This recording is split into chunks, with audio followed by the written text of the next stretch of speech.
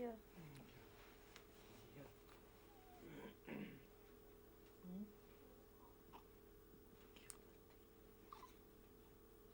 Hm? Nee, was tust du denn?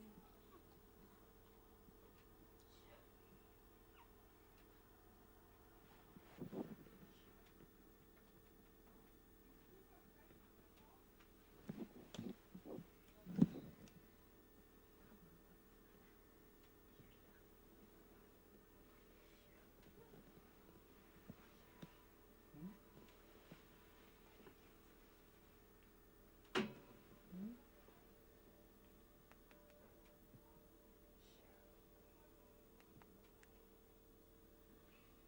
Hm?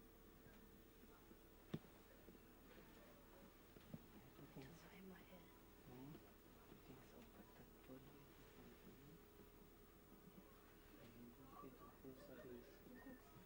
Wo guckst du hin?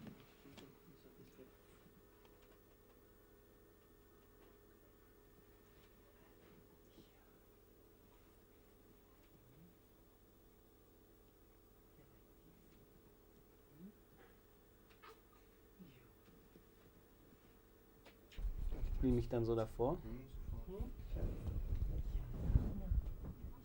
Schlimm.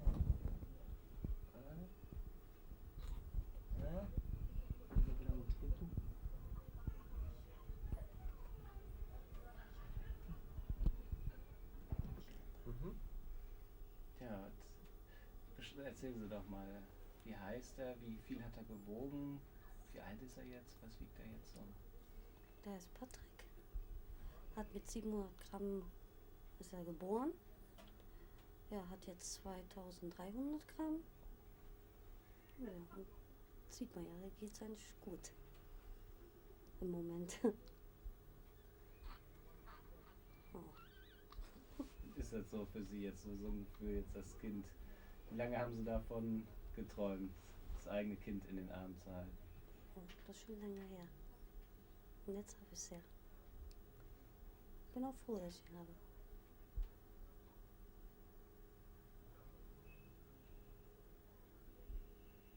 Haben Sie damit gerechnet, dass das so schnell dann klappen Nee. würde? Nee. Da habe ich gar nicht dran gedacht, dass es so schnell geht. Was ist? Wie ist er denn hier so für ein Typ? Ruhiger. Wenn er sich meldet, dann meldet sich, aber also kommt kaum vor, dass er sich mal meldet. Ist ein ruhiger Kerl. Er meldet sich meistens, wenn er Hunger hat oder wenn er die Windel voll hat. Also so für Sie so als Vater jetzt so. Ja. Und ich bin stolz auf den Kleinen. Haben Sie damit gerechnet, so schnell Vater zu werden? War das in Ihrer Nein, Planung mit drin? nein. Das nicht. Ist passiert, ist ein Ausrutscher gewesen, aber wir sind beide stolz darauf. Auf den Kleinen. Sie haben sich eigentlich auch kaum gekannt, ne? Ja. Sozusagen. Hätte noch was Zeit gehabt mit dem Kind. Aber jetzt ist es auch so ganz gut so.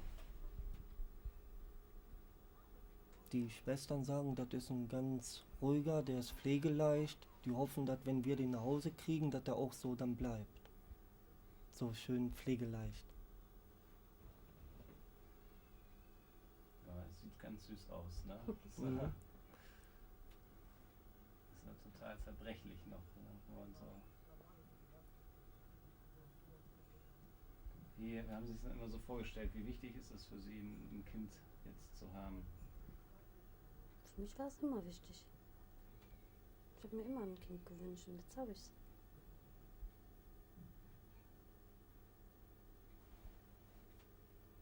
Wie war denn das in der Beziehung mit dem Herrn, mit Ihrem Ex oder Mann, mit Ihrem Noch-Mann sozusagen? Wieso ist es da eigentlich nicht zu einem Kind gekommen? Das kann ich Ihnen leider nicht sagen, warum das nicht gekommen ist. Ja. Hat mir mal erzählt, aber war die Beziehung schon aus, habe ich nicht mehr da bei ihm gewohnt. Hat er erzählt, dass er beim Arzt war und dass er nicht zeugungsfähig ist. Also haben sie lange versucht und hat irgendwie. Ja, Also- keiner hat sich sozusagen getraut, zum Arzt zu gehen. Jeder hat den anderen beschuldigt. Dass er schuld war. Richtig, ich habe ihm die Schuld gegeben, er wäre das gewesen und er hat mir die Schuld gegeben und keiner ist auch nicht mehr zum Arzt gegangen. Und dann war es so erledigt, da war die Beziehung kaputt und ist sowieso keiner mehr zum Arzt gegangen. Mhm. Und Leben ohne Kind, können Sie sich ein Leben ohne Kinder vorstellen? Nee. Gar nicht. Was würde das für Sie bedeuten, so ein Leben ohne Kinder? Und da fehlt irgendwas. Ein Leben fehlt da irgendwie. Ich habe mir immer ein Kind gewünscht und jetzt habe ich einen. Mhm. Haben Sie eigentlich auch nicht damit gerechnet, dass es bei ihr, dass das so schnell klappen würde? Weil dafür da gehört eine Beziehung dazu, die länger sein muss. Man müsste die Partnerin länger kennen, um ein Kind in der Welt zu setzen. Aber es ist irgendwie passiert. Dummerweise von uns beiden war der Fehler, aber Hoppala. Ja, wie ist es zu dem Fehler überhaupt gekommen? Das ist ja.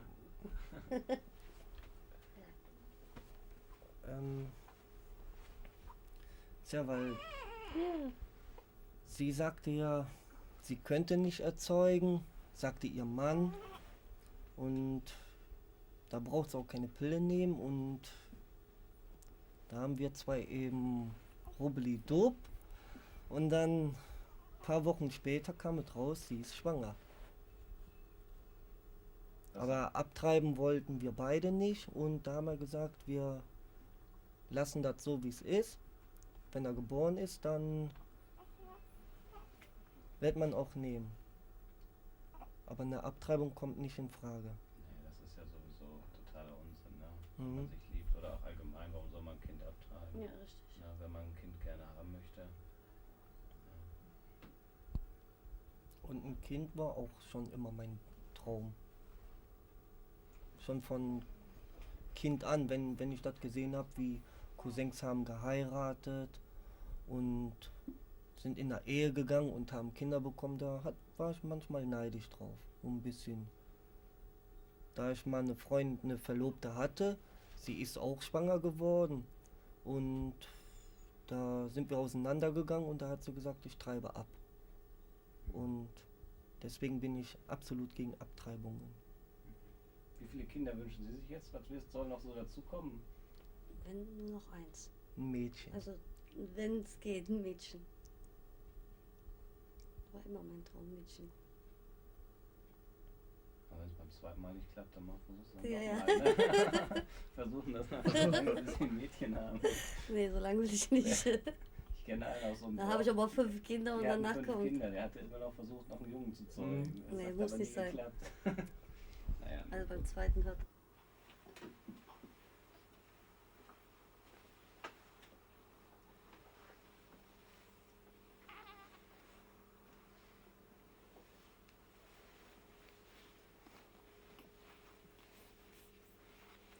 Und schnapp die Falle zu.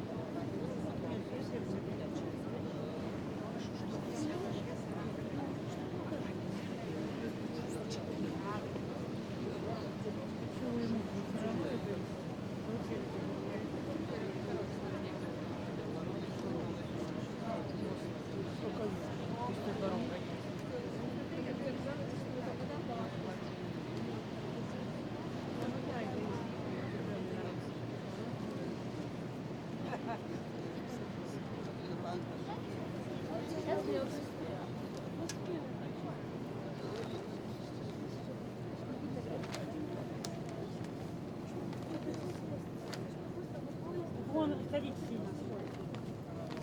Девочки, поверните сюда все. Ну-ка, станьте красиво на фоне.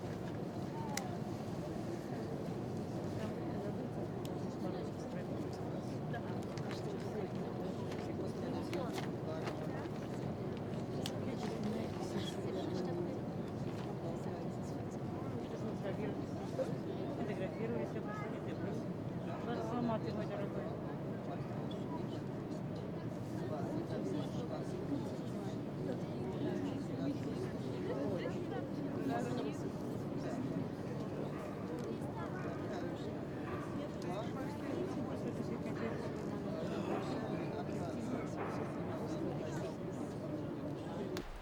Aha, galite eiti.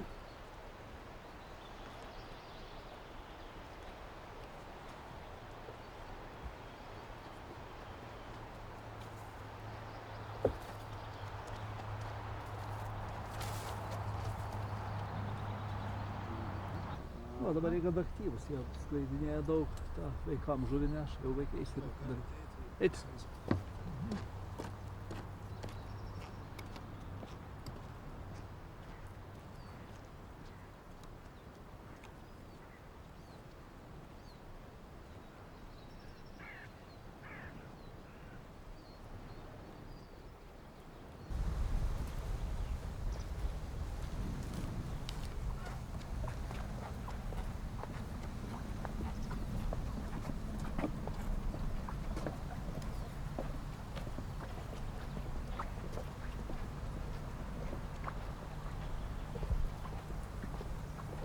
Yra vienas.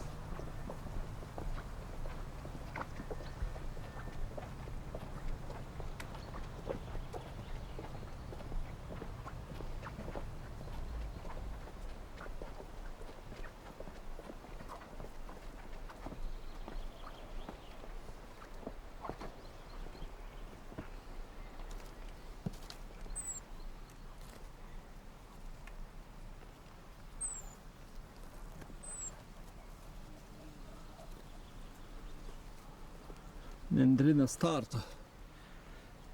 Dažnas gana Lietuvoje paukštukas, bet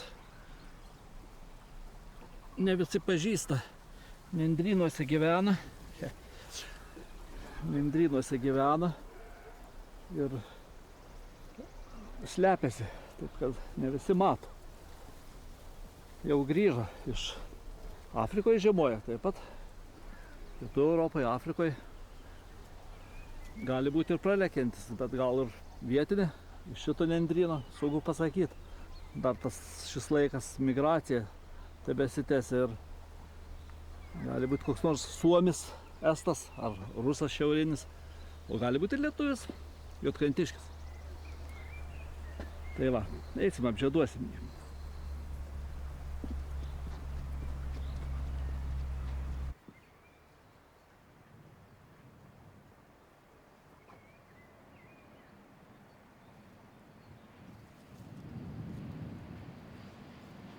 Vandeninis paukštis, kuris sušlampa plunksnas, neišsitepa riebalais, neturi prieš vėją pakėlęs sparnus džiovin, kad sparnus, kad išdžiūtų.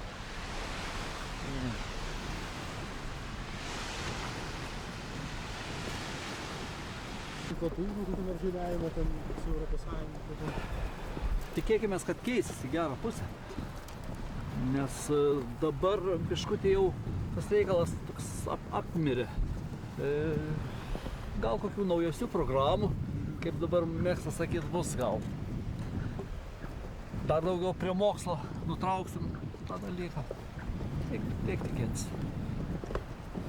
Nes žiedavimas kaip pats dėl savęs, tai jis nėra toks jau labai vertingas. Žiedavimas dėl žiedavimo, dėl tyrimų, dėl mokslo jis turi būti kuo daugiau. Ir ne skaičių esmė.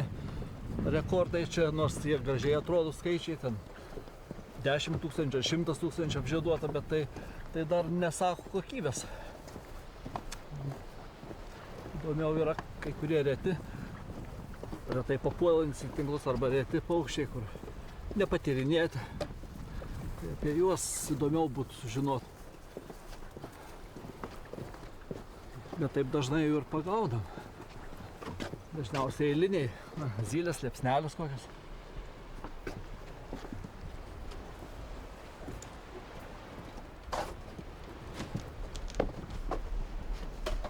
Na va, dabar Palaukit dar sekundę, sustabdyk biškį, kad man kažkaip reikia būti viduje ir...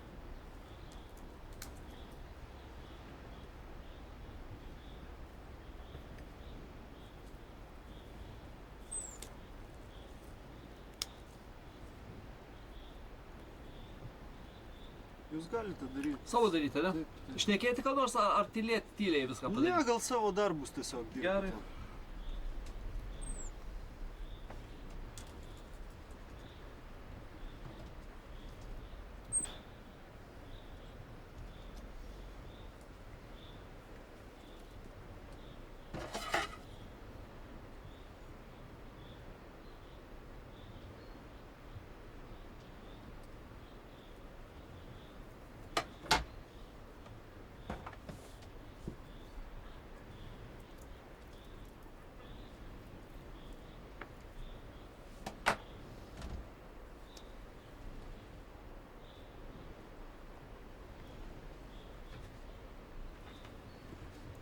Aš tik...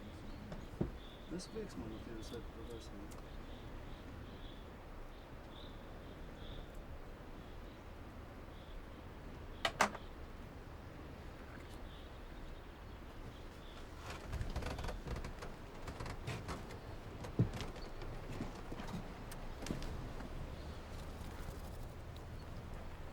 Paleistum?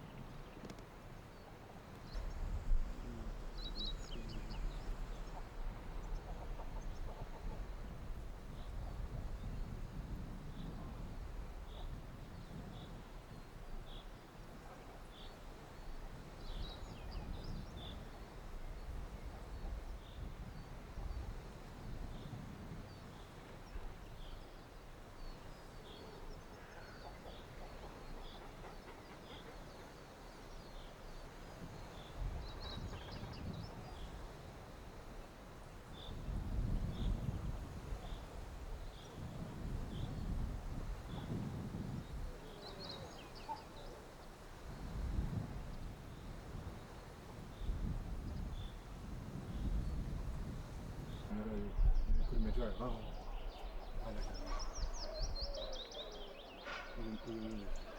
Ne, čia sakai perėjome, vantras, va. Čia garniai, čia garniai. A, čia garniai. Vardžiai, paskaitai. Nerealiai. Nevaikštom ir tyliai.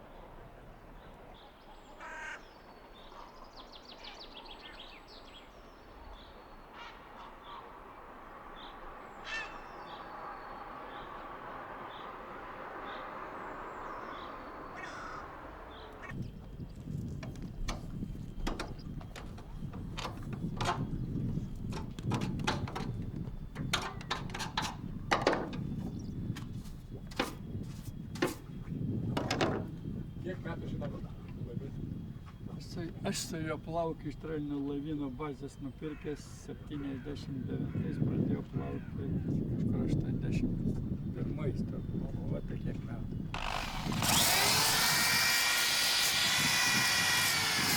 O jis prieš tai plaukė, bet jis čia gelbėjimo laivas yra jūrinis. Reiškia, jis yra turbūt ir paplaukęs gal kokie. Buvo vežiojama, žinot, ant didelių laivus. Nebuvo variklio, dabar jis yra čia ir stiebas, ir variklis, viską gali plaukti. Čia kaip jachta yra padarytas. Suprojektuotas, padarytas mano projektas ir va plaukiu jau tiek metų. Vienintelis Lietuvoje, Neringoj, tikrai sakant, kada tai užsiėmė vežioti. Poilsiautojus, turistus ir taip toliau. Tai buvo pirma. Iš pradžių taip, jis yra vienas kitas, o paskui nuo pat pradžios nepriklausomybės Lietuvos, anksčiau tai nebuvo. Gal dabar turistų daugiau bus, kai įstosim į Europos Sąjungą? Užtenka, turistų.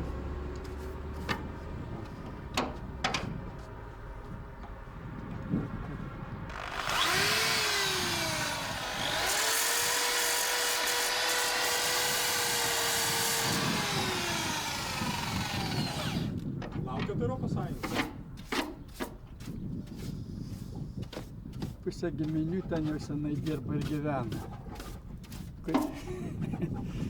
Čia tai kaip sako, faktas, o ne. Sakau, jau daug mano giminės, tai pusė dirbo tikrai.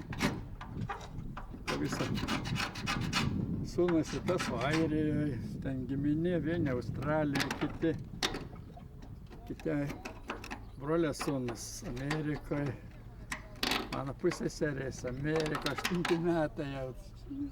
Ten ne vieną, su šeimom gyvena. Taip, kad čia mes... Tai jūs jau senai Europos Sąjungos?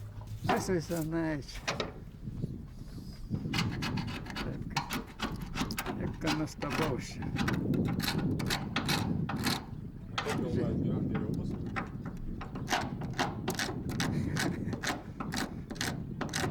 Kas dabar turi pinigų, tai tam bus geriau. Ir ten ir dabar gerai. Kas neturi, tai, man atrodo, aš pradirbau nepatraukiamas darbo stažas 47 metai, o 10 metų jau 11 pensijoje ir vis tiek, matot, užsiimu dirbti. Tai šia rodiklis kiek 50. Jeigu skaičiuoju dar, kad dirbau ir dar įmonę turėjau, firmą dirbau, tai šis jau mano darbo stažas koks nors jau sunku būtų pateikėt kokią 60, nors man 65. Kadangi dirbau čia ir įmonį savo. Įsiminėjau, turistų vežiojimą. Dirbau šiaip televizijoje, Nidos čia. O šiaip mano profesija yra laivų inžinierius mechanikas. Jūreivystės mokykla, institutas baigtas yra. Ir į Nidą pakliuvau. Kartu su meru vieną mašiną, vieną dieną atvažiavom. 74 metais čia, į Nidą, iš Klaipėdos. Tai kiek metų jau Nidai.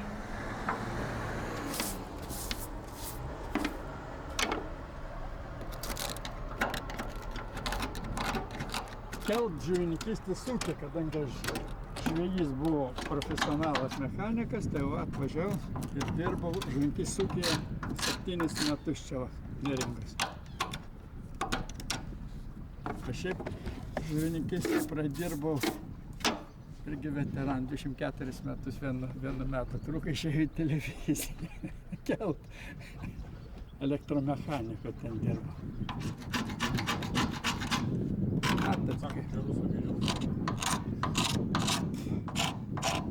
Jūrą vaikščiodamas aš galiu tik tiek pasakyti, aš butą 2 kambarių per vieną mėnesį uždirbdavau.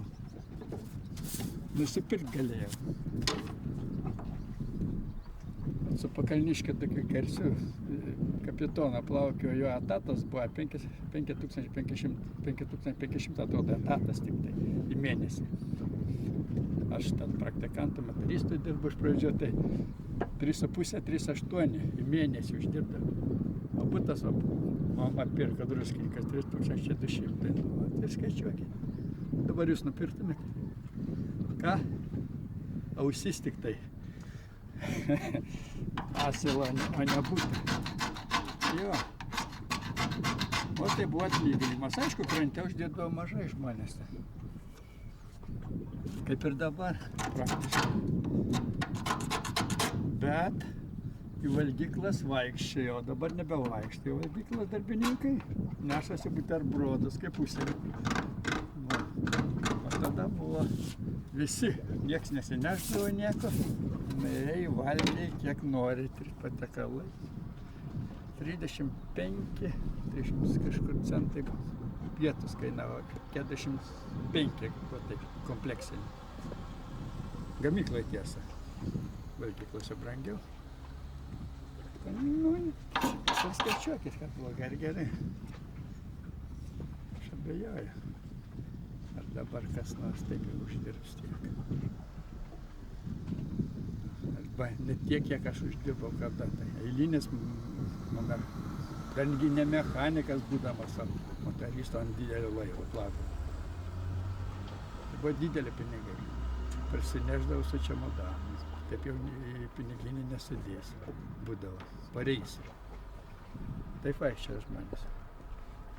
Nu, po 100 000 uždirbdavo, kur ant mažesnių laivų. Per reisą. Nu, reisai trukdavo, aiškiai, ilgi buvo. Pradžioje iki 8-9 mėnesiai. Paskui jau 6 apribojo, 4,5. Aš ilgiausiai davau 4,5.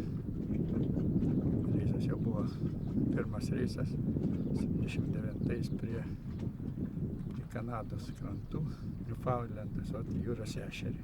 Organizuota buvo specialiai.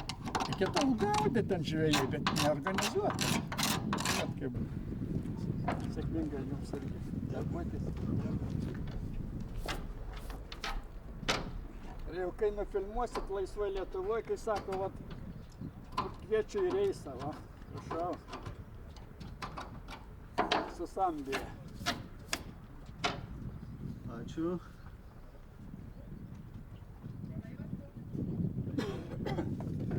Ta laiva pažįsta visą Rusiją jau irgi, vat, kadangi aš, kai vienas plaukio, tai žinot, reiškia, ten nieks daugiau nevežioja. Buvo laivų, bet nieks neužsiėmė, dar dirbti reikia, tai Rusija, ten visur, į Kaliningradą mariose suplaukė.